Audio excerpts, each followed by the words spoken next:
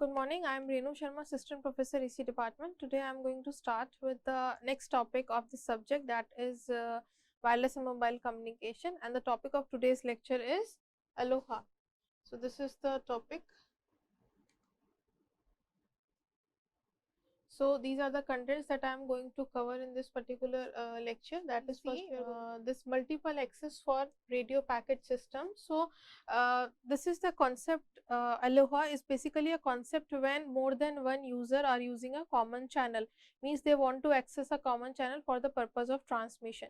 So, when more than one user, let us say U1, U2, U3 and U4, these are the 4 users who wants to communicate over the common channel, then there is definitely a situation occur when all the users are going to transmit at the same point of time until and unless they are sensing the channel. So, this is basically the channel which is been there between the n number of users. So, here we are considering 4. So, these are the 4 transmitters and these are the 4 receivers are there. So, when more than one user are using a common channel, then contention will take place, that is known as traffic. So, this is basically when overlapping of the samples will be there. So, this will going to due to this overlapping, the information will be lost. So, ALOHA, slotted ALOHA, pure ALOHA, these are the types of ALOHA, and ALOHA is a kind of protocol that has to be followed while accessing a common channel in case of multiple access technique. So, before that we will see what is a receiver, RAKE receiver. So, a RAKE receiver is a radio receiver which is designed for the purpose to counter the effects of multipath fading. Now, this is a very important concept that is being used in communication, whether it is wired or wireless, mostly in wireless, because the distance between wireless communication, the distance between transmitter and receiver in case of wireless communication is quite large. So, there is definitely due to the curvature of the earth, you can say, or due to the network which is set up in the urban areas. So, direct line of sight does not exist between the transmitter and receiver. So, what it does that at the receiver side there are multiple variation of the input signal will be received at the receiver side, and all these signals will be added together. So, this is the case for multipath fading. Now, you can see that this is the RAKE receiver which has been demonstrated over here. Now, in this case, this is the receiver antenna. Now, this receiver antenna is going to actually receive the different versions of the only input signal that you want to transmit. So, due to multipath propagation, due to multiple delays that it will going to occur because it is following the different paths, then different signals will be received at the receiver input. Now, these received signals will be applied to n number of correlators. So, depending on the number of signals, we have to consider number of correlators over here. So, here we are considering 3 signals. So, 3 correlators will be used. So, these are the 3 correlators that we require. So, m will be equals to 3. Now, these after passing through 3 different correlators, these signals are combined using a combiner, and then it is passed through this integrator, and then there is a threshold has been set up which will going to decide that which particular signal is having the highest signal to noise ratio, and that signal will be considered as the final received signal. So, this is the receiver output, you can say. So, due to the reflections from multiple obstacles in the environment, the radio channel can consist of multiple copies of the transmitted signal having different amplitude, phase or delays. So, let us say I am considering m1t is equals to a1 cos omega 1t, then m2t, another signal will be considered as a2 cos omega 2 t minus tau 1, then m3 t will be considered as a3 cos omega 3 t minus tau 2. So what it says that I have considered 3 different amplitudes, since it is been going to follow 3 different paths. So I am considering 3 different amplitudes respective, that is A1, A2 and A3. Then 3 different frequencies I have also considered, that is omega 1, omega 2, omega 3. Now it is like that, it is not like that omega 3 is greater than omega 1. Any one of the frequency can be greater than tau 1 and tau 2. These are basically the time delays, because let us say some path is having the largest distance as compared to the another path, then definitely the time delay in that case, in the first case, will be higher. So whatever it is written that whether amplitude can be changed, phase can be changed, or delay can be there. So this is the case for amplitude change, this is the case for frequency change, and this is the case for delay is there. So a RAKE receiver can resolve this issue and combine them. For this purpose, several sub receivers are used, which are known as fingers. So this is basically known as the fingers. Now when transmitter transmits the signal, then it travels through environment which consists of various obstacles, and the transmitted signal is reflected by them, and it is received by the RAKE receiver from multiple paths. So now you can see that when a single transmitter, let us say this is a transmitter and this is a receiver to which you want to transmit the signal. Now this is an antenna, a BTS you can consider. Then this is a tree, this is another obstacle is there, this is a building. So these are the 3 obstacles that exist between the transmitter and receiver, and it is not possible to provide a direct line of sight. So what the signal will travel, let us say this will travel over here, this will be M1T, this will travel, this will be M2T, this may be possible, this is M3T. Another option is there. Now this is known as one hop signal, where is only one intermediate term will be present. There is a case when multiple hop signal will be there. So first and second, so this will be M4T, there will be 3 also. So this is also the case. Now you can see that different paths will be followed by only a signals, only a single signal that will going to change the amplitude, phase and frequency of the signal. So RAKE receiver then feeds them to different fingers, means different correlators to these. Let's say there are 4 different versions of a single signal will be generated. So these 4 signals will be applied to a single to different 4 correlators. So the delay in each received signals are compensated and are fed to the combiner, integrator and comparator, which combines them suitably with different appropriate time delays. So what is the advantage of using this? The advantage is that it has improved efficiency and performance, improved signal to noise ratio will be there. Disadvantage of this will be makes the system more complex and increased cost, it will going to increase the cost of whole system. Why?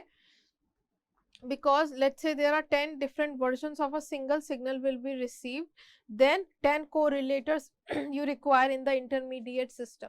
So 10 correlators as far as single correlator is concerned, and it will also make the system more complex because we have to deal with 10 different correlators. And when we are talking about advantage, then advantage is improved signal to noise ratio. Why? Because we are having different signals, having different signal to noise ratios are there, and it has improved efficiency and performance also. So these are some of the advantages and disadvantages related to the RAKE receiver.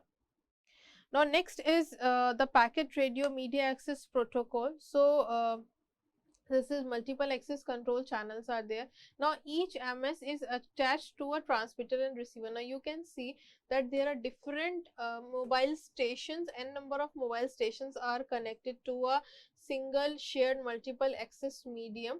So these are the multiple mobile stations, you can say. MS means these are the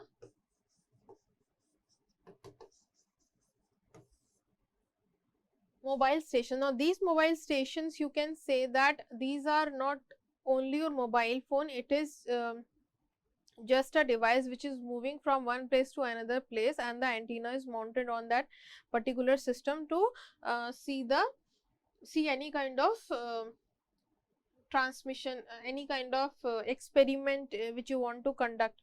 So why we are considering mobile station? Because the transmitter and receiver are moving in nature. So multiple access control channels are there. So each MS is attached to a transmitter and receiver. It communicates with base station via a control channel which is being shown over here. So these are being communicate with the base station. So each of the mobile station which is connected to the shared multiple access medium, it has to communicate with the base station. Now this base station, the transmission is being done using the control channel. So basically there are two types of channels are there. First one is the voice channel that is used to carry the speech signal. Another one is the control channel which is used to carry the control signals. Now these voice channel and control channel, these are used it is a kind of full duplex only. So two channels are required. One is used to transmit only the voice signal, and another is used to transmit the control channel also. So CC shared by other MSR, multiple access control channels are there. Transmission from any of the MS is received by all the MS within its radio range. Next is the multiple access issue. So if more than one MS transmit at a time on a CSS to BS, a collision occurs on this CC. How to determine which MS can transmit? So it is determined by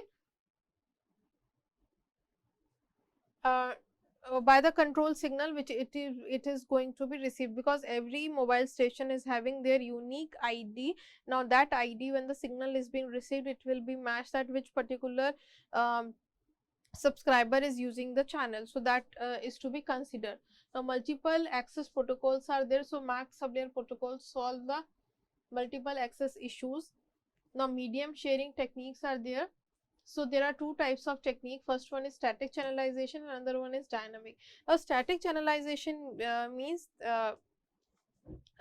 that only the fixed number of user are going to use the channel, and that is static. That will not going to change. Let's say 4 users are assigned a common channel, and one of the user is not using the channel. So it is not possible that out of 4 another 5th one can access that particular channel.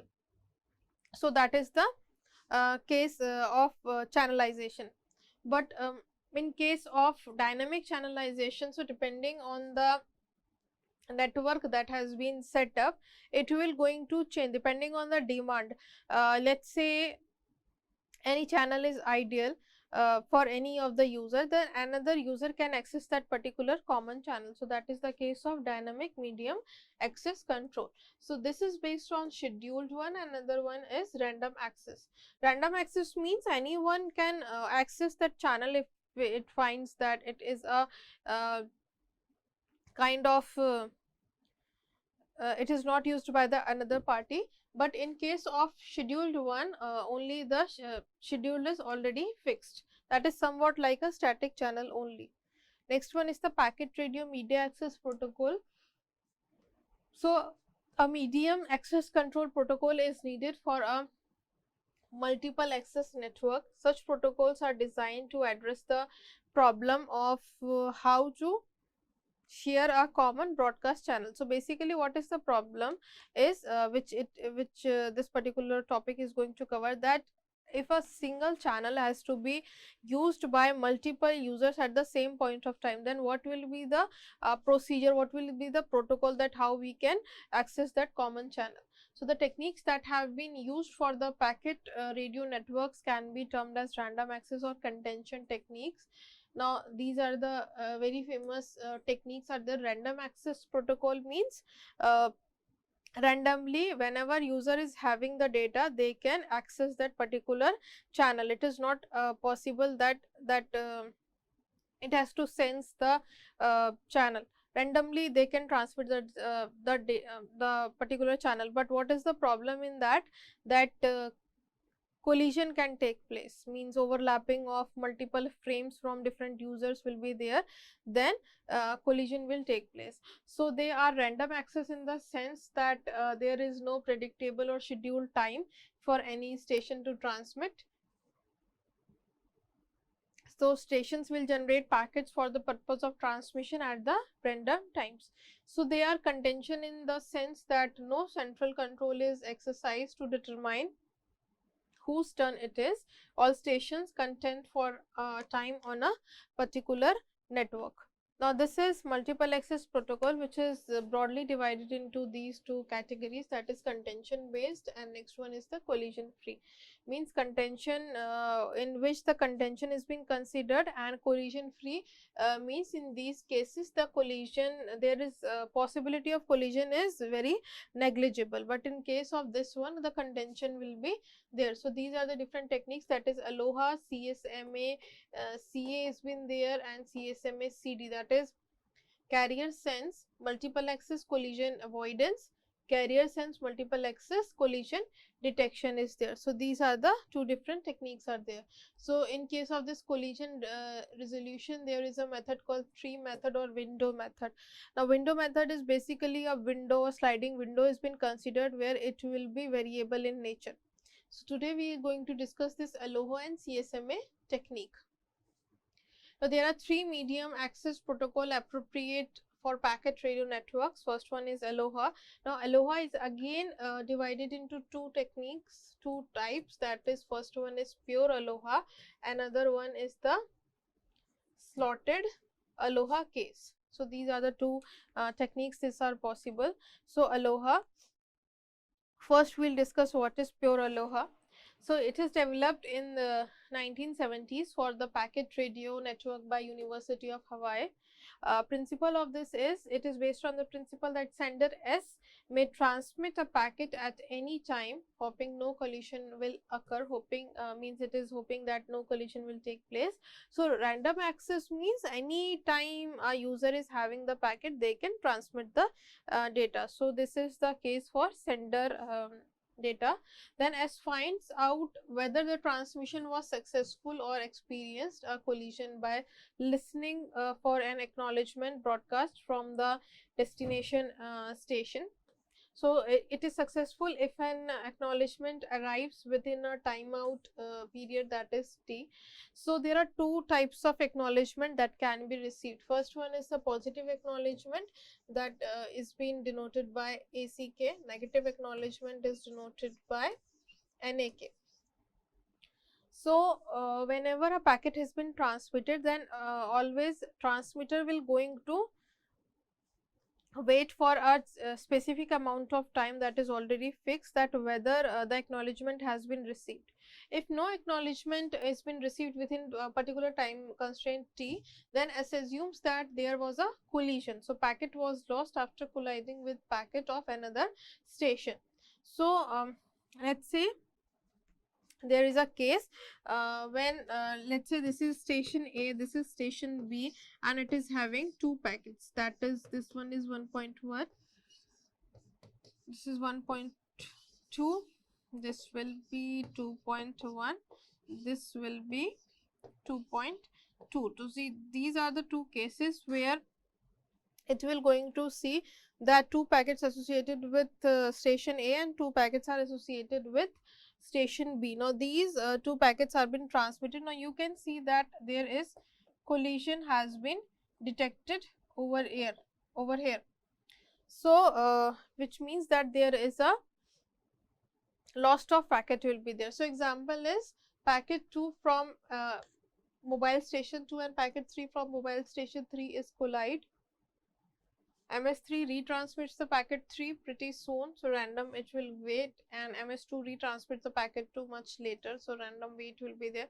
So collision can block channel for a period of up to 2T.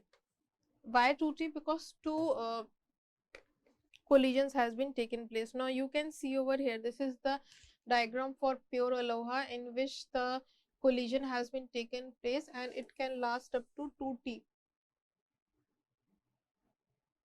So this is the time axis, this one is the time axis. Now you can see that this is the MS1 packet starting time, this is the MS2 packet, and this will be the time for MS3 packet.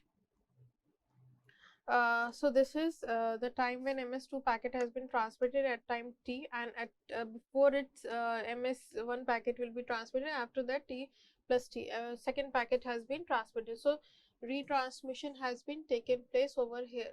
So this will wait for a random time. Now next is a formula, very famous formula related to the throughput of ALOHA. So t is nothing, it is the packet length duration that you have to see.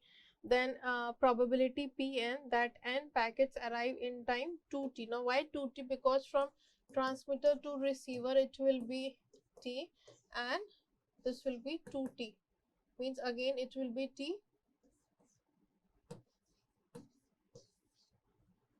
Considering the round trip time, it will be 2t. So Pn will be is equals to 2g to the power whole n e to the power minus 2g divided by n factorial.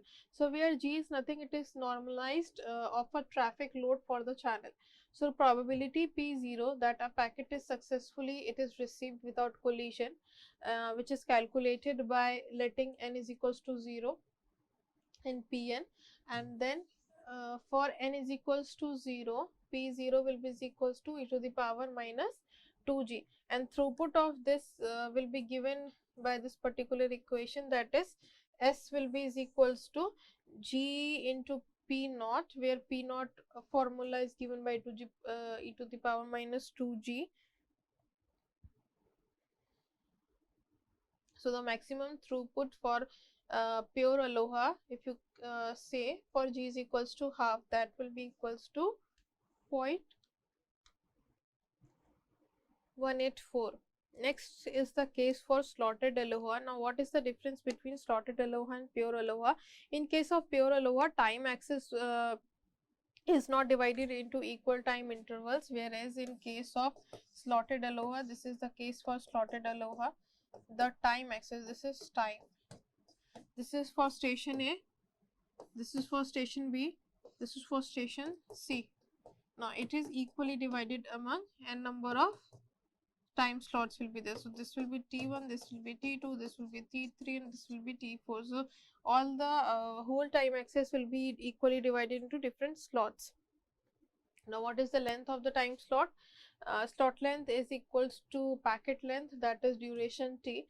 A packet transmission can start only at the beginning of a slot. So this is reduces the collision duration. Pure ALOHA, if the packet 1 is almost finished when it collides with just starting packet 2 collision, so it can last for nearly t plus t, that is equals to 2t. Now in case of slotted ALOHA, two packets can collide only when both are just starting. So in that case the collision can last at most capital T. So that is the case for slotted ALOHA. Now example of this is that packet 2 from MS2 and packet 3 from MS3, it will going to collide. MS2 retransmits the packet 2 pretty soon, so it will wait for random amount of time. MS3 retransmits the packet 3 much later and shows again that collision can block channel for a period that is equals to capital T. Now that is this is the diagram which is showing the slotted ALOHA case. So here you can see that this packet has been this is the first packet which has been transmitted by MS1 packet. Now this is 2 and 3 where it will going to collide. Now after collision you can see that it will wait for a random amount of time, then again this packet 2 and packet 3 is transmitted in different time slots. So that is the case of slotted ALOHA. Now this is the graph which is showing the throughput versus traffic load G. Now G is basically the traffic load. It will vary from 0 to, you can take n number of values, and depending on that, for pure ALOHA its formula is G to the power minus 2G, and for slotted ALOHA it will be G to the power minus G. So it will be for pure, and this is for the slotted. So depending on taking the different values of G, you can calculate the value of S, that is the throughput, nothing but the throughput. So you can see the curve over here. So this is for the pure ALOHA, this is for the slotted ALOHA. Here now you can see that its maximum peak will be there at 0.184, and its maximum peak will be there at 0.368. So that is the graph that has been shown for pure ALOHA and slotted ALOHA. Now next comes the topic, that is carrier sends multiple access. Now till now we have seen that due to this multipath propagation, when more than one user are using a common channel, then collision will take place. So in that case, to avoid that collision or to detect the collision, we have to continuously monitor the carrier signal, or you can say the channel, so that whenever the channel is free, then only the station can going to transmit the packet, and in that case there is very less probability that collision will take place. So CSMA protocols give better throughput than both ALOHA protocols by avoiding the collision. Basic improvement or basic comparison of CSMA as compared to ALOHA is, it will listen to channels, sense for presence of the carrier before transmitting a particular packet. It will don't transmit if the channel is busy, and it will avoid some collisions, but not all the collisions it will going to avoid. So MS1 senses and it will going to send the packet, then MS2 will going to sense and it will going to send the packet, then MS3 will sense and send the packet. So basically it will going to send one by one and sense and then send the packet. The next is MS5, it will going to see that whether the packet has been any problem or not, then it will going to transmit the data. Now next is types of CSMA protocols are there. So there are different types of CSMA protocols are there. First one is persistent method. In persistent, there are two types of methods are there, one persistent and p persistence. This is the way that how a particular channel will be accessed. Next one is a non-persistent, so it is unslotted in the slotted one. So we will see one by one. In case of this non-persistent method, if the medium is ideal, it will transmit immediately. If the medium is busy, it will wait for a random amount of time and then go to step 1, which means that it will going to transmit the data. So random back off reduces probability of collisions, and wasted ideal time if the back off time is too long. So basically this is the main criteria behind non-persistence method. Now whereas this one persistent method is considered, then if the medium is idle, then it will transmit immediately. If the medium is busy, it will continue to listen until medium becomes idle, and then it will going to transmit this immediately. So there will always be a collision if two or more nodes wait for ideal medium. Usually senders stop transmission attempts after a few unsuccessful tries. So this is the case for consistent method. Last one is the p persistent CSMA protocols. Now this is the case where slotted time is required. So if the medium is ideal, transmit with probability p, or delay till next slot with probability 1 minus p is available to the user. So if the transmission was delayed by one time slot, it will go to step 1. If medium is busy, it will continue to listen until medium becomes ideal, then go to step 1. So p persistent CSMA is a good trade-off between non-persistent and one persistent CSMA. So these are the references that you can consider for this particular topic, that is ALOHA and RAKE receiver. Thank you.